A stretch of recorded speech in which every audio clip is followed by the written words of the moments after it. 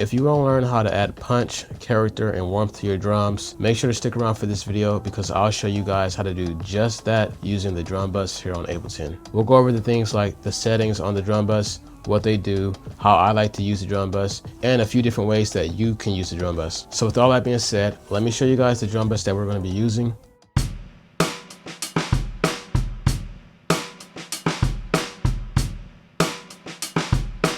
So I got this drum break from Splice, nothing crazy, real repetitive, but it's really dry and it doesn't really have much going for it. It has a little bit of reverb, that's about it. But with this drum bus, we can wake this up a lot. So once we drag this drum bus on the sound, this is what we're presented with. And whenever I start processing with the drum bus, I like to start from the left side, bottom up. So let's get into what all these different knobs and buttons do, starting with the compressor. This compressor is a cool little compressor. It has a fast attack and I believe a medium release. So that means it's going to affect the transients a little bit. And if we play this drum break and turn on this compressor,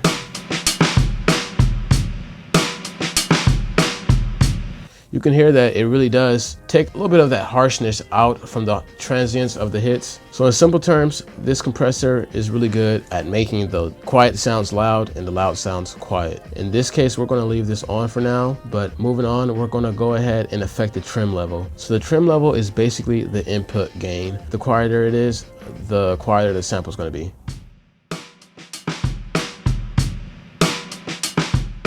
So usually after I decide if I'm going to use the compressor, I like to lower the trim and kind of match the original volume of the sample because I don't want it to be too loud, because as we increase the drive, the crunch, and even the transients, the drums can get really loud. So we're going to actually just try to match it with the original volume.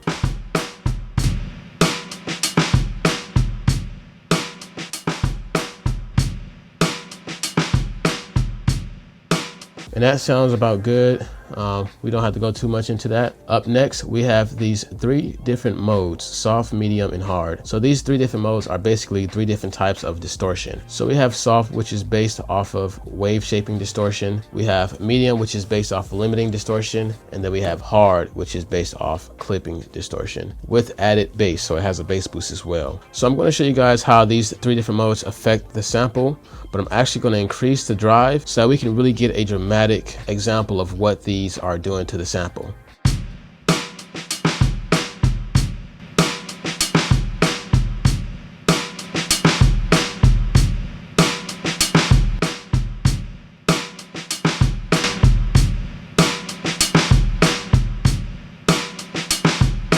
So I turned the drive back to its original value, and we're going to go ahead and play around with this and just see what sounds the best.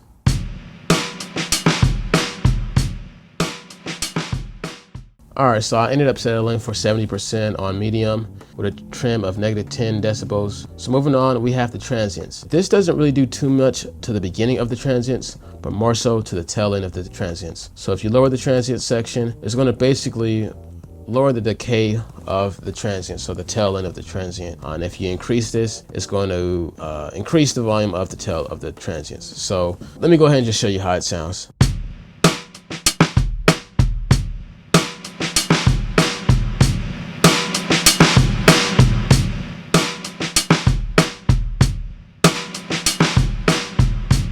So that's the transients, and as you can hear, when we really increase those transients, the sample gets a lot louder. So that's why I say keep an eye on that trim, that drive, and eventually that crunch. So moving on, we have damp, which is basically a real easy way to remove some of the higher frequencies in the sample.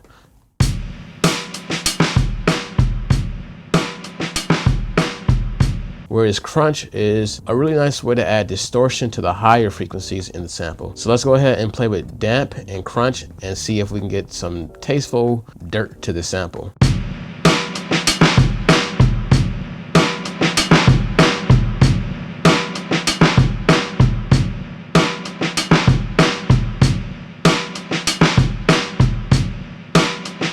Notice I went back and affected the levels of the trim and the drive just because, you know, I don't want to ignore those levels. I know it's getting louder. I don't want it to be that loud. So it doesn't hurt to go back and clean up some of those parameters. Moving on, we have the boom section. All right, this is like the bass section. So let's go ahead and start from the top on this one. And boom is basically how much bass you're adding. So check this out.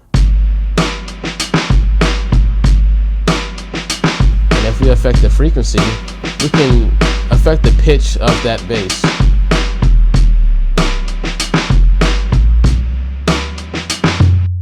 And decay is how long that bass is going to be playing for us. And this little meter right here is your bass meter, so you can see how much bass you have coming in. With that being said, let's go ahead and click this blue button, which is the bass audition.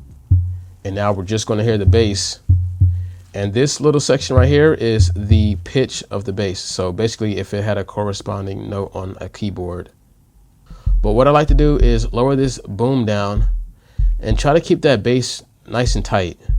I want it to sound controlled and not overbearing at all. And I like to go ahead and just switch between the audition mode and the regular. All right, so we're nearly done here. All we have to do now is go ahead and gain stage our sounds so that we can match it to the original volume and then affect the dry wet. But let's go ahead and gain stage our sounds using the output meter right here.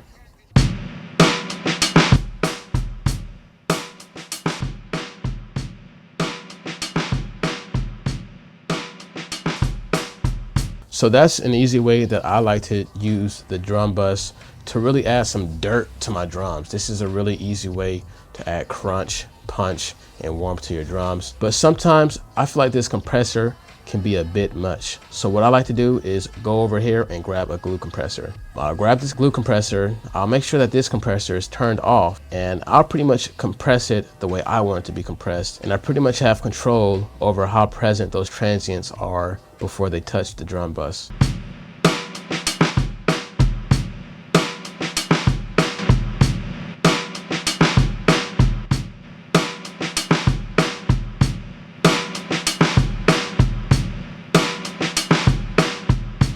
So pretty much I like to just play around with the glue compressor and get some glue compression, maybe some parallel compression, and just really see what fits the sample best, because what works for this sample may not work for what you're doing on your drum bus or on your drum break. So you're going to be using this plugin on your buses, okay? So that isn't your individual drums, but if compressing your individual one shots is something that you haven't even done yet, maybe you should check out this video right here where I'll talk about exactly that. But with that being said, guys, I'm gonna go ahead and get out of here. Peace out.